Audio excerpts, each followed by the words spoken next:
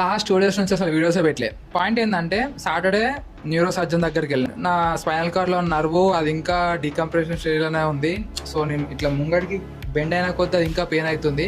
So దాన్ని చూసి చెప్పేసిండు, నువ్వు బాగా ఫిజికల్ స్ట్రెస్ ఎక్కువ తీసుకుంటున్నావు కంపారేటివ్లీ సైకలాజికల్ అండ్ మెంటలీ అన్నాడు. అవును, ఎందుకంటే 4-5 డేస్ నుంచి రిహాబ్ కూడా సక్క చేస్తలేను బికాస్ ఈ క్లబ్ స్టార్ట్ చేయడం వల్ల ఓవర్గా హెడ్టెక్ అయిపోయింది. అన్ని ఒక్కరిని వేయడం అంటే నాతో కాలే.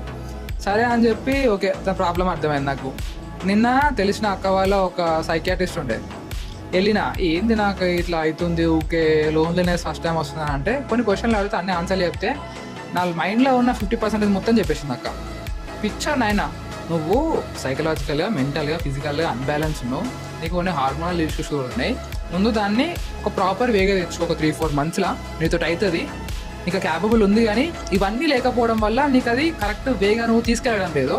సో ఫస్ట్ నువ్వు స్టేబుల్గా, దాని తర్వాత స్టార్ట్ చేయి. నీ క్యాపబుల్ ఉండొచ్చు, ఇవన్నీ వదిలేసి నువ్వు అది చేస్తా అంటే నువ్వు ఇంకా ఇల్నెస్ అయిపోతావు అని చెప్పేసింది. సో నాకు క్లారిటీ వచ్చింది.